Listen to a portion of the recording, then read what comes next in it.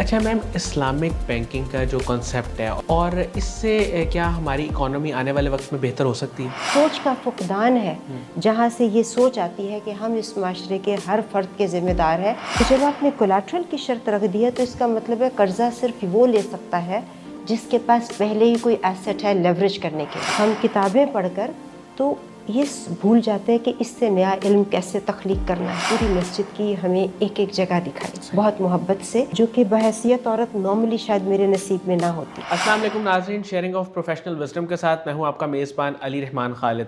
ناظرین، آج جو مہمان ہمارے ساتھ موجود ہیں ویسے تو وہ واقعتاً کسی بھی تعارف کی محتاج نہیں ہے، پچھلے کئی برسوں سے ایجوکیشن کی فیلڈ کے ساتھ اور اسلامک بینکنگ کی فیلڈ کے ساتھ منسلک ہیں۔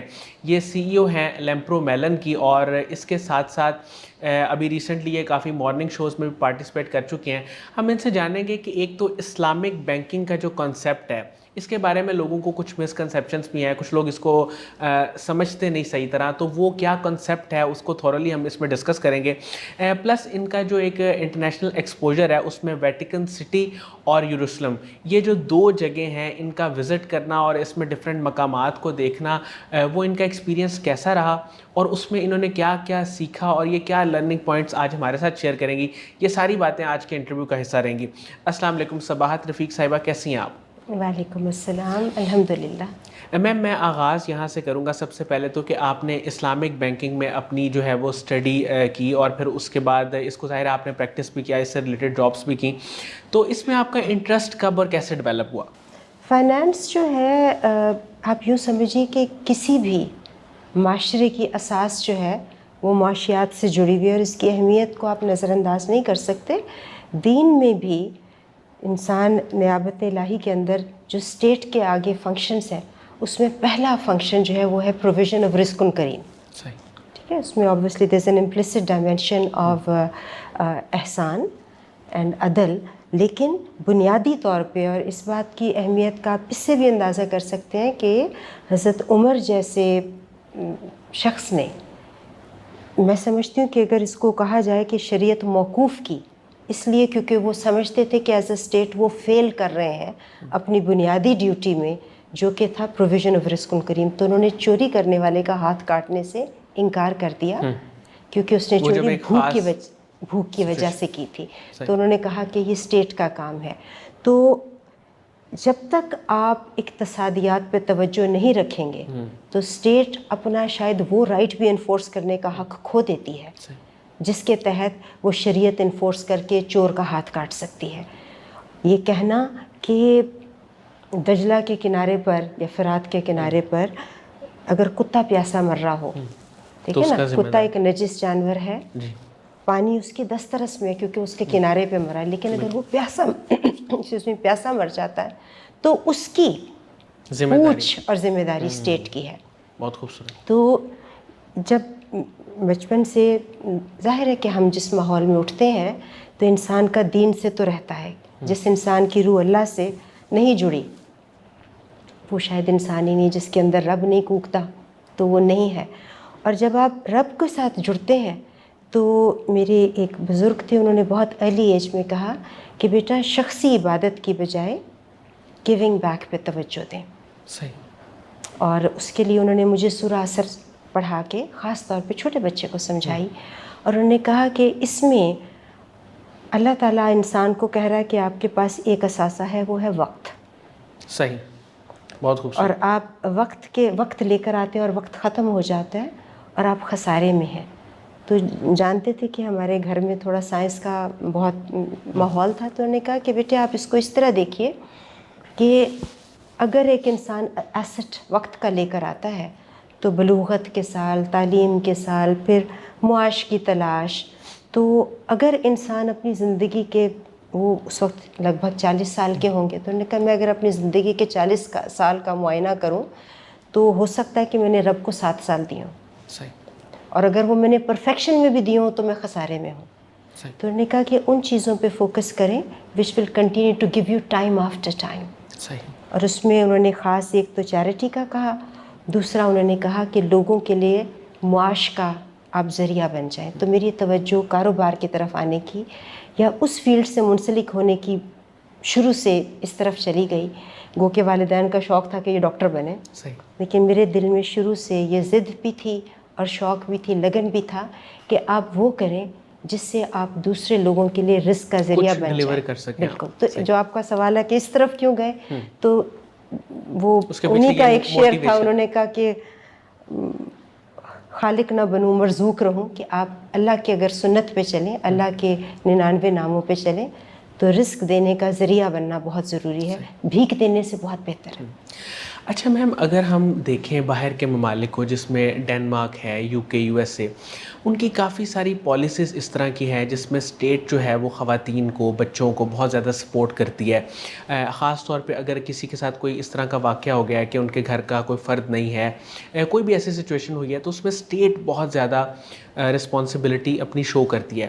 لیکن انفارچونیٹلی پاکستان میں اس طرح کی ابھی تک کوئی پالیسی ڈائریکٹلی نہیں ہے. ظاہر ہے کہ اس میں کچھ بڑے بڑے لوگ ایسے ضرور ہیں جن کے لیے وہ بعد میں کوئی تحائف کا اعلان کر دیتے ہیں، کچھ رقم کا اعلان کر دیتے ہیں، لیکن ایک عام لوگوں کے لیے اس کی رسائی، اس فیسلٹی کی اویلیبلٹی نہیں ہے. تو آپ کیا سمجھتی ہیں کہ ایک تو یہ کیسے ہونی چاہیے اور کیا کیا جا سکتا ہے؟ اسٹیٹ کا رول جو ہے وہ، جیسے میں نے پہلے کہا کہ بنیادی جز عدل اور احسان ہے. ٹھیک ہے. جسٹس یہ ہے کہ آپ لوگوں کے لیے پروویژن رکھیں کہ وہ رزق کما سکیں، اور احسان کی پروویژن اس لیے رکھیں کیونکہ معاشرے کا ہر فرد جو ہے وہ کمانے کے لیے انیبل نہیں ہو سکتا. تو آپ کا بحیثیت اسٹیٹ پہلا فرض ہے انیبلمنٹ، دوسرا فرض ہے path to enablement for those who are weaker, اور کچھ جو کہ پرماننٹلی ویک ہے ان کی امپاورمنٹ اور ان کی کفالت اسٹیٹ پہ ہے. بیت المال کے سسٹم کو دیکھیں تو اس میں یہی طریقے سے کام کیا جاتا ہے. تو آپ بالکل درست کہہ رہے ہیں کہ خواتین کیا، بہت سے لوگ ہیں ہمارے ہاں. سمپل اگزامپل دیکھیے کہ اگر بچہ آٹسٹک ہے،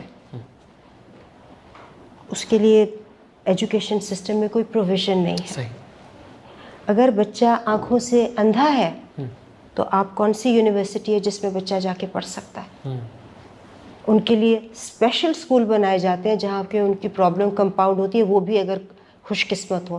ڈیف بچوں کے لیے کون سے اسکول ہیں؟ تو باہر کے معاشرے میں جو بنیادی امپاورمنٹ کا ٹول ہے وہ تعلیم. اللہ کا پہلا حکم بھی اقرا ہے، تعلیم دینا ہے. تو تعلیم دینا اسٹیٹ کا فرض ہے. یہاں سے آپ شروع کریں کہانی. تو جب آپ نے اسی کے اندر ایکوالٹی نہیں رکھی کہ آپ کے لیس پریولیج چلڈرن جو ہیں، ایک تو ایجوکیشن کے اندر اپرچونٹی اور پریولیج کا گیپ آلریڈی موجود ہے. سیکنڈلی وہ جن کے پاس جو کہ اسپیشل چلڈرن ہے، جو کہ گفٹ، میں ان کو اسپیشل کہتی ہوں کیونکہ اللہ نے ان کو کوئی اور گفٹ دیا ہوا ہے، انہی کو آپ اپنے اسکولوں کے اندر اکوموڈیٹ نہیں کر رہے. تو یہاں سے آپ کو ہمارے معاشرے کی ترجیحات کا اندازہ ہو جاتا ہے کہ ہمارے یہاں وہ سوچ کا فقدان ہے جہاں سے یہ سوچ آتی ہے کہ ہم اس معاشرے کے ہر فرد کے ذمہ دار ہیں، اس کتے کے جو کہ شاید راوی کے کنارے پہ پیاسا مرے. بالکل ٹھیک ہے. اچھا میم، اسلامک بینکنگ کا جو کنسیپٹ ہے، اور اب اس وقت پاکستان میں بے شمار بینکس ہیں، میں نام لیے بغیر ظاہر ہے کہ وہ اسلامک بینکنگ پہ کام کر رہے ہیں، اور ہمارے علماء حضرات بھی اس پہ متفق ہیں کہ یہ ٹھیک ہیں چیزیں. ایک تو آپ مجھے بتائیے گا کہ اس کا کنسیپٹ آپ اس کو کس طرح سے دیکھتی ہیں، اور اس سے کیا ہماری اکانومی آنے والے وقت میں بہتر ہو سکتی ہے؟ دیکھیں، ایک تو لفظ ہے اسلامک بینکنگ، ایک ہے شریعہ کمپلائنٹ بینکنگ. جی. تو ممکن ہے کہ جو پاکستان کی بینکس ہیں وہ خود کو شریعہ کمپلائنٹ کہہ سکیں، لیکن اسلامک بینکس میں فی الوقت ان کو نہیں تسلیم کرتی ہوں. ٹھیک ہے. اس کی وجہ یہ ہے کہ ایک چیز ہوتی ہے روح، شریعت ہوتی ہے لیٹر آف لا کو فلفل کرنا. کسی عورت نے جا کے کلمہ پڑھ دیا تو نبی پاک نے کہا کہ اس سے آگے سب کچھ is between Hare and God. تو اس نے لیٹر آف دا لا، شریعت پوری کر دی. ٹھیک ہے. تو جو ہمارے ہاں بینکاری نظام ہے اس میں کاغذی کارروائی میں شریعت پوری کر دی جاتی ہے. ٹھیک ہے. ٹھیک ہے. لیکن اسلام کیا ہے؟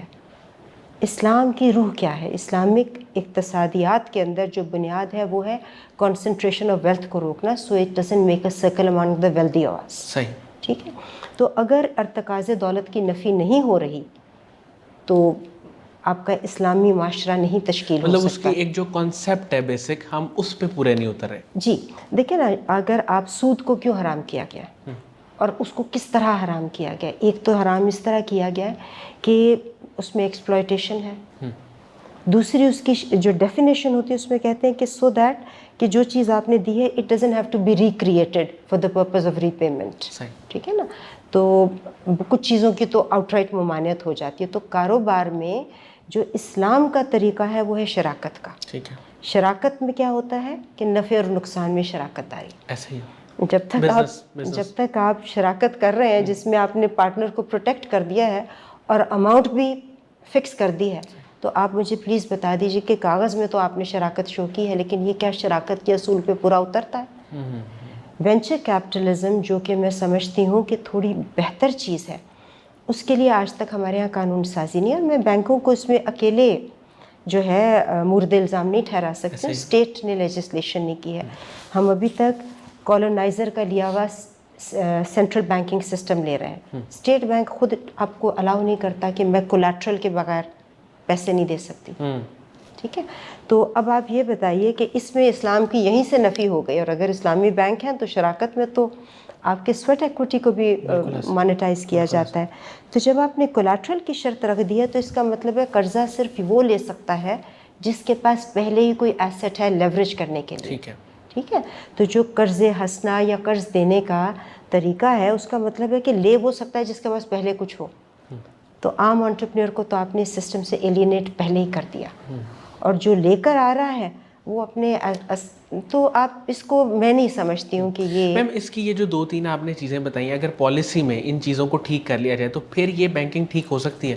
جی, پالیسی میں آپ کو سب سے پہلے اسٹیٹ بینک جو ہے اس کے اندر آپ کو دیکھیں, میں کیونکہ آپ نے کہا کہ اسلامک بینکنگ مینس کہ میں وینچر کیپٹلزم کا کام کرتی رہی ہوں جو کہ شراکت کا کام ہے. ایک چیز کہ میں جو کہ باہر کے معاشرے میں بھی احتمال ہوتا ہے ایکسپلائٹیشن کا, میں نے اپنی انویسٹمنٹس میں کوشش کی کہ ایکسپلائٹ نہ ہو.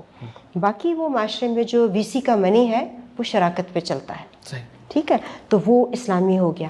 پاکستان میں وی سی ایکٹیویٹی ابھی تک اس لیے فروغ نہیں پا سکی کہ ہم نے ایک بڑی سمپل سا کانسیپٹ بھی کہتے ہیں کہ ہم نے کچھ کر لیا لیکن وہ بھی عملی طور پہ پورا نہیں آیا, کہ ایک لمیٹڈ لائبلٹی پارٹنرشپ کا ایکٹ آپ کو چاہیے. You don't need to reinvent the wheel. باہر کی قانون سازی کو اپنی لوکل انوائرمنٹ میں اڈاپٹ کر کے لے آئیے. ابھی تک لوگ کسی کو کاروبار کے لیے پیسے اس لیے نہیں دیتے کہ جب میں اس کا پارٹنر بن گئی ہوں تو وہ ان لمیٹڈ لائبلٹی میرے دروازے تک آ جاتی ہے. تو limited liability partnership, limited liability کے سول پروپرائٹرشپ, اس طرح کی قانون سازی کرنے سے آپ چھوٹی بزنس کو فروغ دے سکتے ہیں. ابھی تک قرضہ وہ لے سکتا ہے جس کے پاس مال ہے, تو مالدار امیر سے امیر ہوتے جا رہے ہیں, غریب آدمی کی دسترس سے وہ سرمایہ باہر ہے. تو اس میں بہت سی چیزیں ہیں, اسٹیٹ انوالوڈ اور ہر چیز. میں سمجھ گیا میم. میم یہاں سے ہم اپنے انٹرویو کے دوسرے فیز میں جاتے ہیں, اور مجھے یہ بتائیے گا کہ آپ کا انٹرنیشنل ایکسپوجر بہت ہے, آپ کافی سارے ممالک بھی اب تک وزٹ کر چکے ہیں. اس میں خاص طور پہ آپ سے جاننا چاہوں گا کہ ویٹیکن سٹی کی اگر ہم بات کریں تو یہاں آپ کافی دفعہ گئی ہیں, تو آپ کو وہاں پہ سب سے اچھا کیا لگتا ہے اور آپ کا اوور آل ایکسپیرینس بار بار وزٹ کا کیسا رہا؟ مجھے ویٹیکن سٹی میں جو چیز فیسینیٹ کرتی ہے, ایک تو خیر تاریخ کی, کیونکہ اسٹوڈنٹ ہوں, ہسٹری میں بہت دلچسپی ہے. پالیٹکس میں اور ہسٹری دونوں میں آپ کی دلچسپی ہے؟ بے شک بہت ہے. تو اس لیے بیکاز یہ ہمارا حصہ ہے. بالکل ایسے. جو تاریخ ہے وہ اللہ کی تحریر ہے. کائنات کے خالق نے کچھ لکھا ہے, وہ ہمیں پڑھنا ضروری ہے. اس کا میرا فیلڈ ہونا ضروری نہیں ہے. تو وقت جو ہے اس کو پڑھیں گے نہیں تو آگے کا وقت بہتر نہیں ہو سکتا. ماضی کا آئینہ ہے, اس کو دیکھیں گے نہیں تو آپ کے مستقبل کے خد و خال درست نہیں ہو سکتے. تو ایک تو خیر ویٹیکن میں جا کر جو قوموں کی تاریخ ہے اس کے اوپر بڑی نظر آتی ہے, اور یہ بھی سمجھ آتی ہے کہ پاور کہاں جاتی ہے, کہاں اس میں فیلیئرز آتے ہیں, اور پھر کہاں سے وہ اپنے آپ کو لوز کر دیتی ہیں.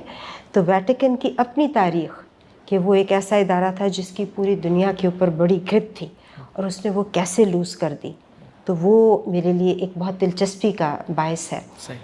مور امپورٹنٹلی جو اس میں اچھی چیزیں آج بھی موجود ہیں جو مجھے لگتا ہے کہ ہمارے ہاں بھی ہونی چاہیے, وہ یہ ہے کہ وہ ادارہ گیونگ بیک کو بہت سپورٹ کرتا ہے. آپ دنیا میں کہیں چلے جائیں, میں واقعہ آپ کو بھی بتاؤں گی کہ افریقہ کے مسائے مارا کے ایریا میں چلے جائیں, وہاں پر ایک چھوٹا سا کلیسا ضرور ہوگا جس میں ایک عورت یا مرد اکیلی وداؤٹ اینی سپورٹ چھوٹا سا اسکول چلا رہی ہوگی, اپنا گرجا بھی چلا رہی ہوگی, اس نے چھوٹی سی فارمیسی بھی کھولی ہوگی, وہ لوگوں کو مریضوں کی خدمت بھی کری ہوگی, سو شی از گیونگ بیک اور ہی از گیونگ بیک. تو جو اس ادارے کے اندر ایک یہ اسٹرکچر موجود ہے کہ وہ گیو بیک کرتے ہیں. ہر ادارے میں اچھائی اور برائی ہوتی ہے, وی کین ٹاک اباؤٹ کہ غلط کیا ہے, پر میری طبیعت یہ ہے کہ صحیح کے اوپر فوکس کرو. تو جو آج بھی ان کا ایک سسٹم ہے گیونگ بیک کا, یہ مجھے بہت فیسینیٹ کرتا ہے. سر یہ ان کے میم مذہب میں ہے گیونگ بیک کا, یا ٹریڈیشنلی کوئی چیز ان کے اندر چلتی آ رہی ہے؟ دیکھیں, ہم سب کا وہی مذہب ہے. آپ جب ایمان مفصل اور مجمل پڑھتے ہیں تو پرانی کتابوں پہ, پرانے انبیاء پہ آپ کا میرا ایمان ہے. جی. ترمیم کی گئی ہو سکتی ہے مگر بنیادی میسج ایک ہی ہے. ایسے ہی. تو اگر ہم گیونگ بیک کرتے ہیں تو سچ کہیے تو لفظ غلط ہے, کیونکہ جو میرا تھا ہی نہیں, جو تھا ہی رب کا, تو گیونگ بیک تو نہیں ہے. خالی ہاتھ آئے تھے, خالی ہاتھ جانا ہے. تو ہاں, ان معاشروں میں چرچ کے انفلوئنس کی وجہ سے ایک چیز ہے, ویسٹ کے اندر ہم یہاں پر لوگوں کو جائیداد پوری اپنی اولاد کو منتقل کر کے جاتے ہیں. ویسٹ میں سمجھ لیجئے کہ 75% وہ سوسائٹی کو دے کر جاتے ہیں, اپنی اولاد کو بہت کم دے کر جاتے ہیں. صحیح. کچھ اس میں دین کا حصہ ہے, کچھ ان کی سوچ کا حصہ ہے.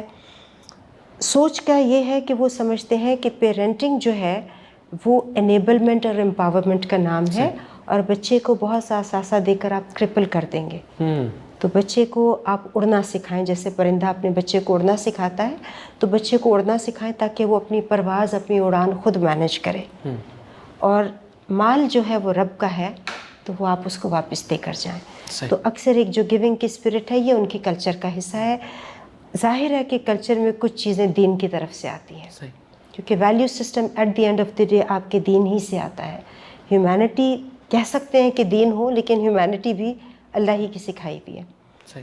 تو ایک تو یہ گیونگ بیک کا جو کلچر ہے یہ اس میں ہے.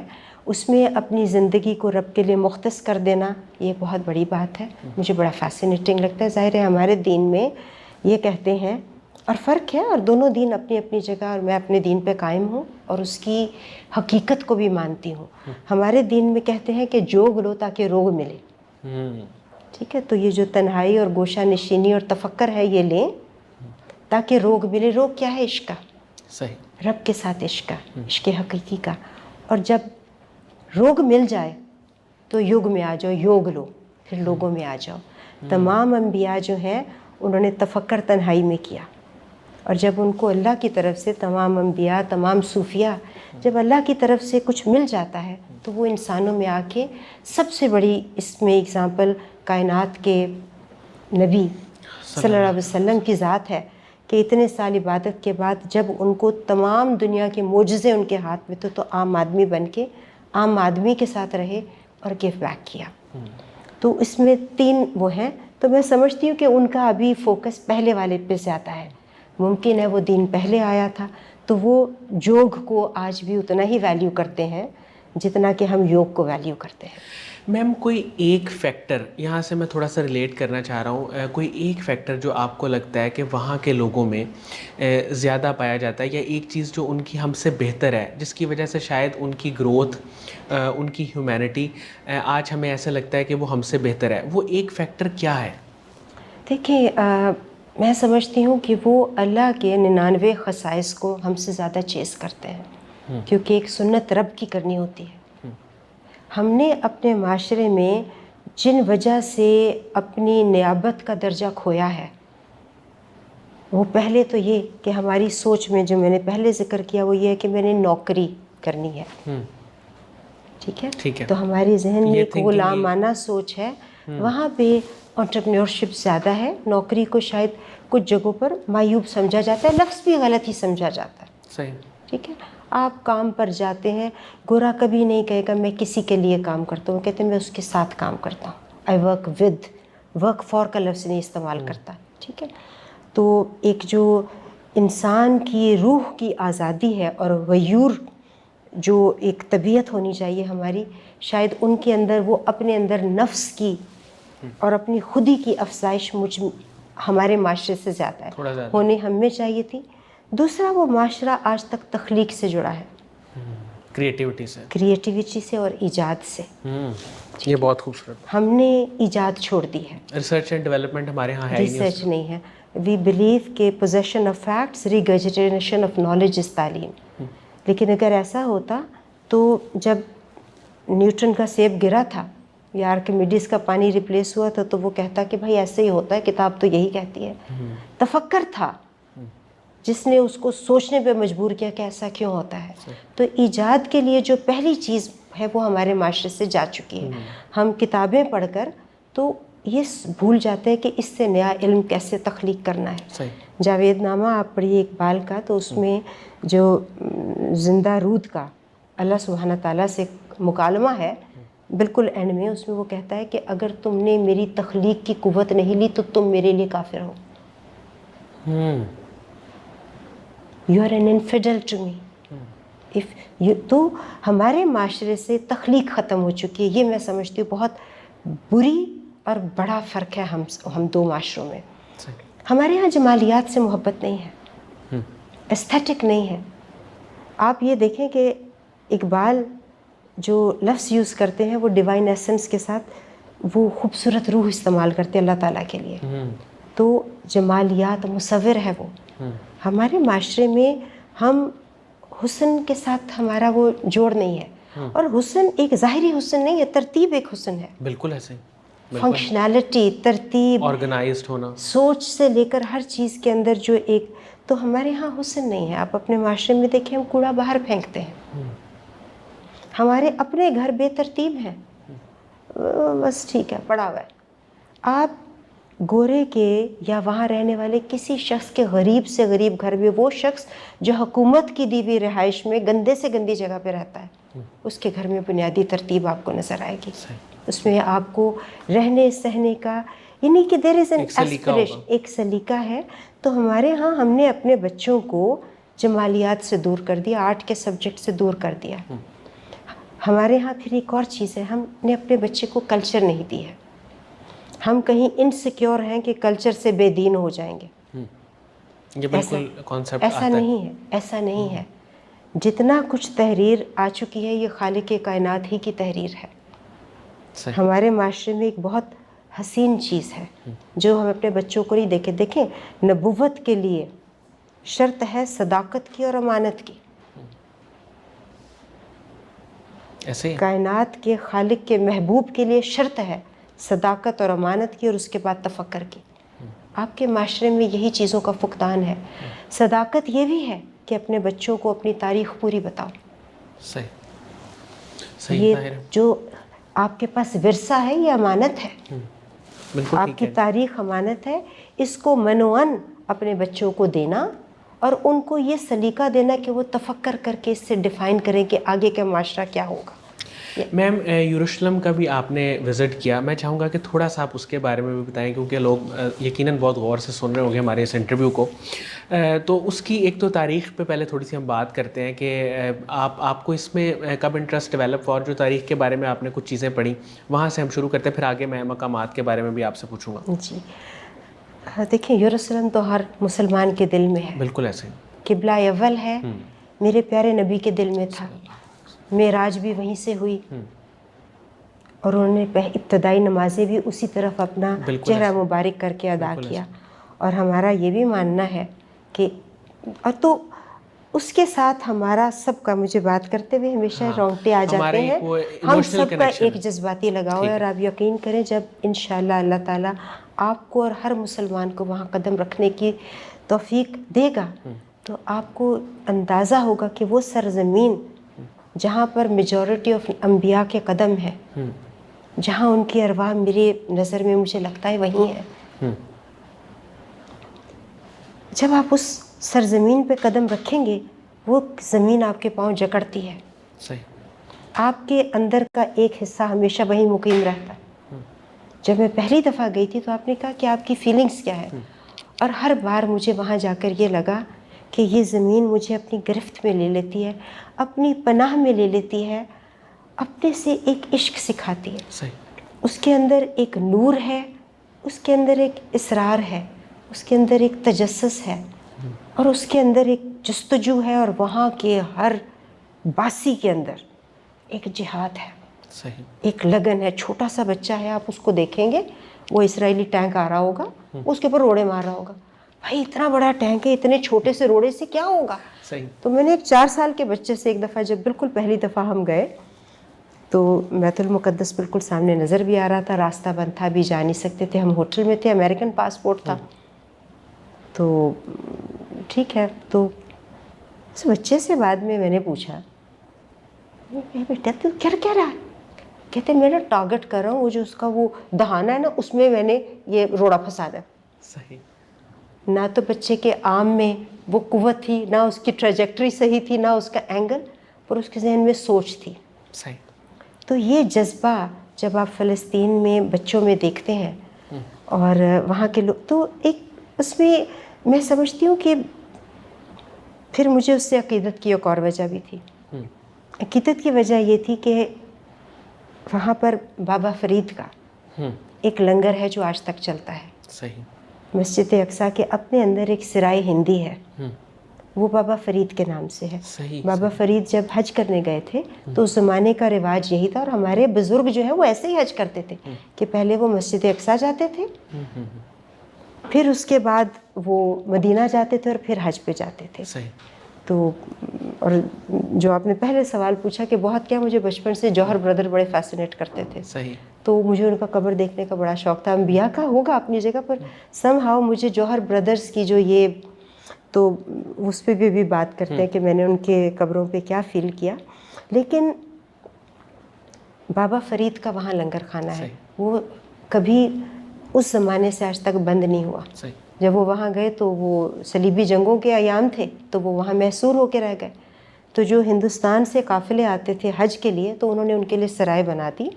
اسی کے ساتھ انہوں نے اس کی 7 چیزیں بنائی. آج بھی جو صوفیاء کے مزارات ہیں ان پہ کہا جاتا ہے یہ 7 چیزیں ہونی چاہیے. اس میں ایک طب خانہ ہوتا ہے, سرائے ہوتا ہے, لنگر ہوتا ہے, تعلیم کے لیے ہوتا ہے, کتب خانہ ہوتا ہے. تو بہرحال تو وہاں پر میں نے اس کا دیکھنے کا بھی بہت شوق تھا.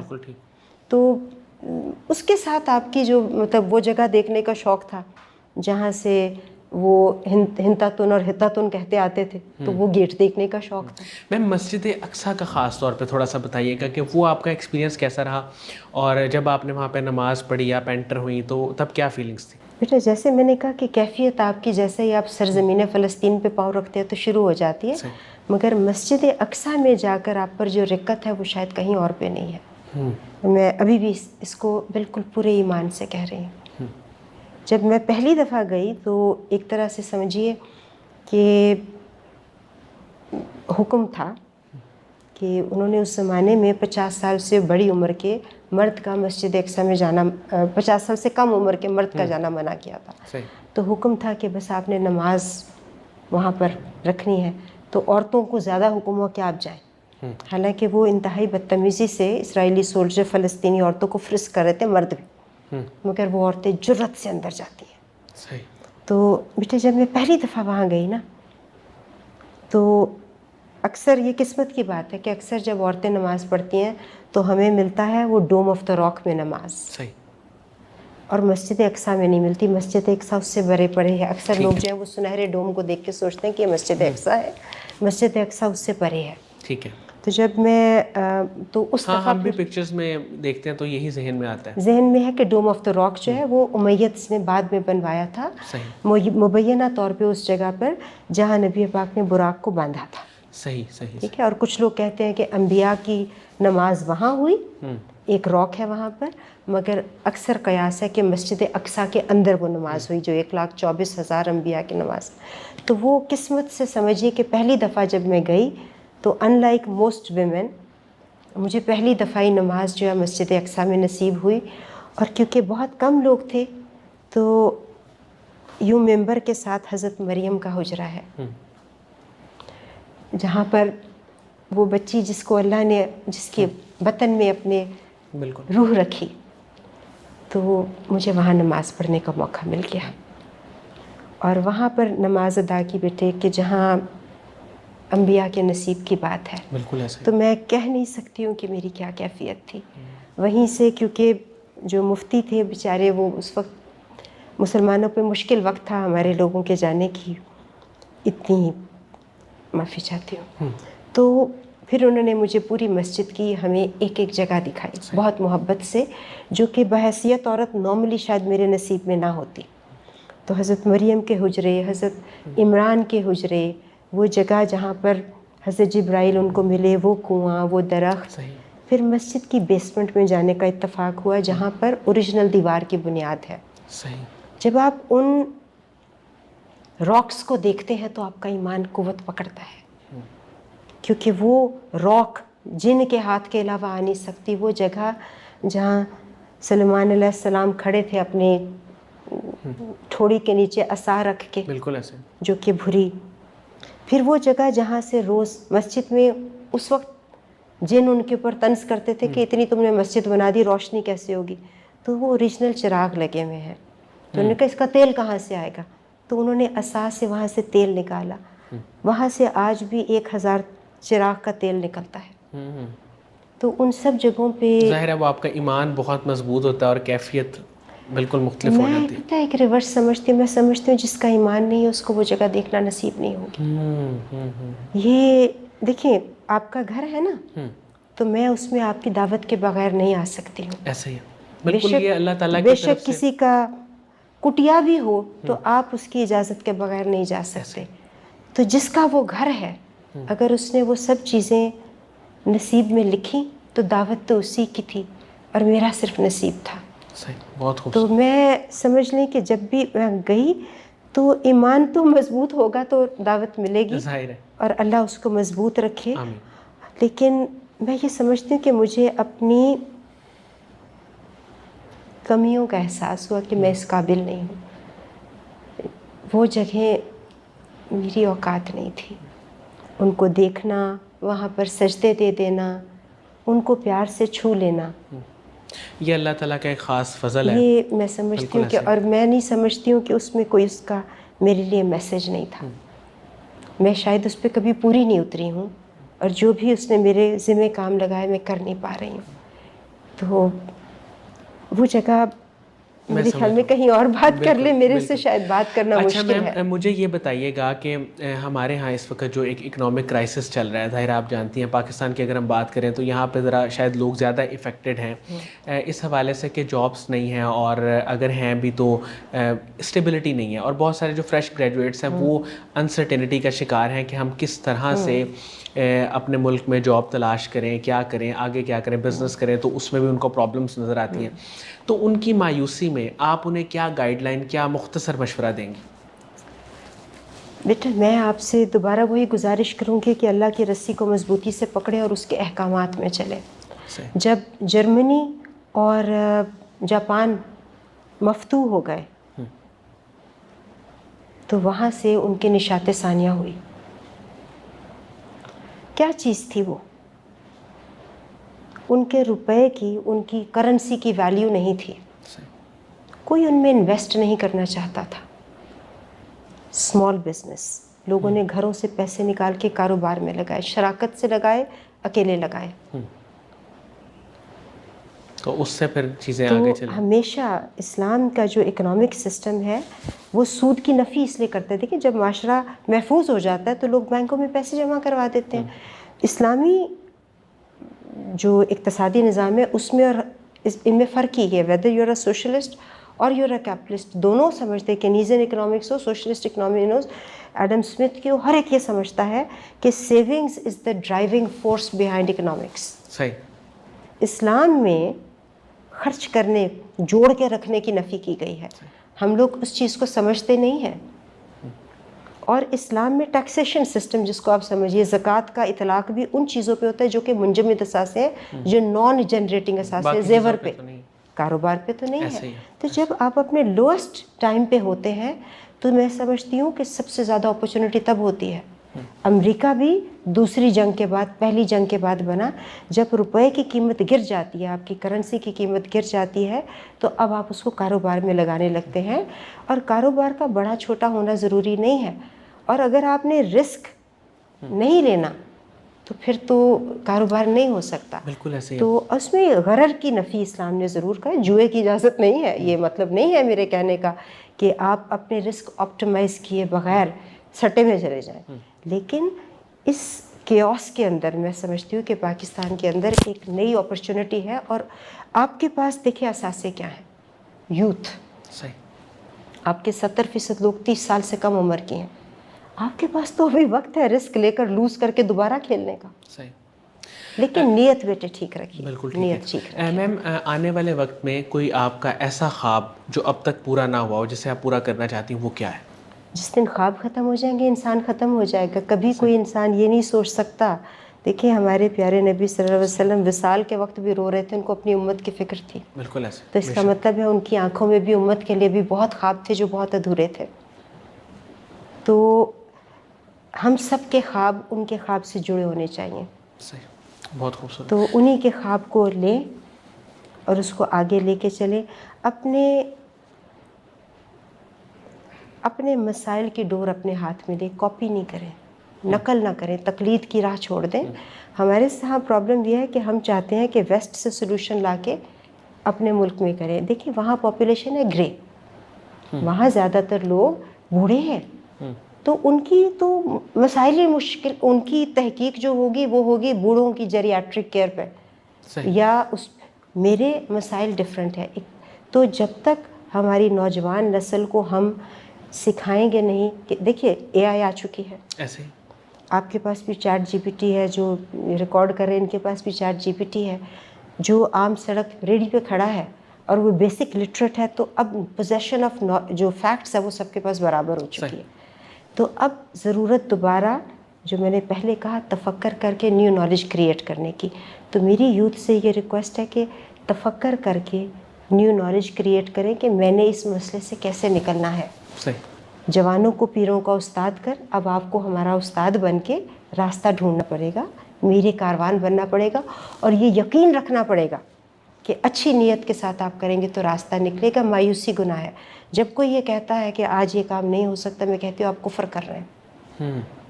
کفر اس لیے کیونکہ اب آپ نے یہ سمجھ لیا. اور اللہ تعالیٰ نے ابلیس کو نام ابلیس جس کا معنی ہے مایوسی اسی لیے دیا تھا کیونکہ یہ مایوسی شیطان کا نام ہے. بالکل ٹھیک. کیونکہ اب آپ یہ کہہ رہے ہیں کہ یہ مشکل میرے اللہ سے بڑی ہے. حج کرنے جاتے ہیں، دعا کرتے ہیں اور صحیح کرتے ہیں. تو مشکل وقت میں صحیح نہیں چھوڑتے اور دعا نہیں چھوڑتے، اور یہ یقین نہیں چھوڑتے کہ کوئی بھی مشکل رب سے بڑی نہیں ہے.